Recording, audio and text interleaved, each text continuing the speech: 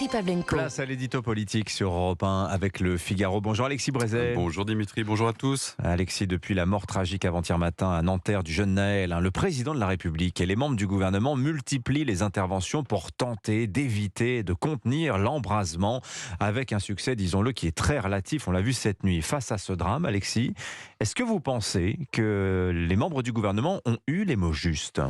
Je crois que dans pareilles circonstances, les paroles de compassion et d'apaisement sont naturelles et nécessaires. C'est vrai, la mort d'un jeune homme est toujours triste. C'est vrai, il est impératif que toute la lumière soit faite sur les circonstances de ce drame. Chacun l'a dit à sa manière, parce que ça allait de soi, il a plutôt bien dit. Plus problématique et contestable, me semble-t-il, sont certaines déclarations qui, en vérité, préjugent de la culpabilité du policier qui a ouvert le feu.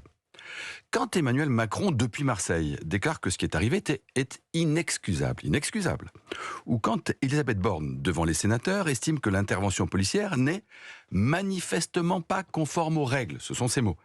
Et il est clair que leur opinion est faite. Le policier, de leur point de vue, est fautif. Alors, peut-être que l'enquête leur donnera raison. Et il est vrai que la vidéo qui circule ne plaide pas en sa faveur. Mais enfin, la justice, ça n'est pas une capture d'écran. Jusqu'à preuve du contraire, ce policier est présumé innocent. Et il y a dans ce demi-lâchage, dont on voit bien l'objectif, calmer le jeu en offrant tout de suite un coupable à la colère des banlieues, et de ce point de vue, c'est raté. Il y a dans ce demi-lâchage inspiré par la peur, qui ressemble davantage à du François Hollande qu'à du Nicolas Sarkozy, quelque chose de peu glorieux. D'autant que si le geste du policier est possiblement inexcusable, d'autres faits qui sont intervenus la nuit dernière et celle d'avant, eux, le sont absolument inexcusables. Oui, vous voulez parler des violences urbaines, Alexis ? Évidemment. Les policiers attaqués à grand renfort de cocktails Molotov ou de mortiers d'artifice, les gendarmes pris à partie par des bandes cagoulées, les véhicules incendiés, les boutiques pillées, des bâtiments publics détruits, la prison de Fresnes prise d'assaut. Mais tout cela est inexcusable. Et le président ou la première ministre aurait tout de même pu le dire aussi. Alors, comme on finit par s'y habituer, on nous dit « Ah oui, mais c'est l'émotion, il faut comprendre ». Mais en quoi une émotion, si légitime soit-elle, justifierait-elle de tels débordements de violence ? Pourquoi un drame arrivé dans les Hauts-de-Seine devrait-il forcément se traduire par des scènes d'émeutes en Seine-Saint-Denis, dans le Val-de-Marne, dans toute l'Île-de-France, mais aussi à Nice, à Roubaix, à Toulouse ou à Lyon ?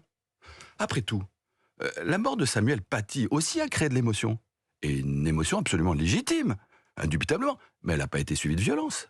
Et à Annecy, l'attaque contre des bébés, là aussi il y a eu de l'émotion, mais il n'y a pas eu d'émeute après.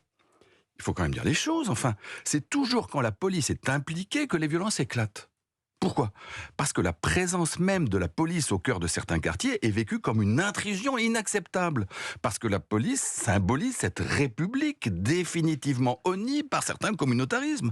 Parce que la police dérange les trafics des criminels. Et parce que de prétendus responsables politiques, qui le sont bien peu, se baladent dans ces poudrières à ciel ouvert avec un briquet allumé. Des responsables politiques. Oui, vous les avez vus, vous les avez entendus. Les incendiaires de la NUPES, les bouts de feu de LFI.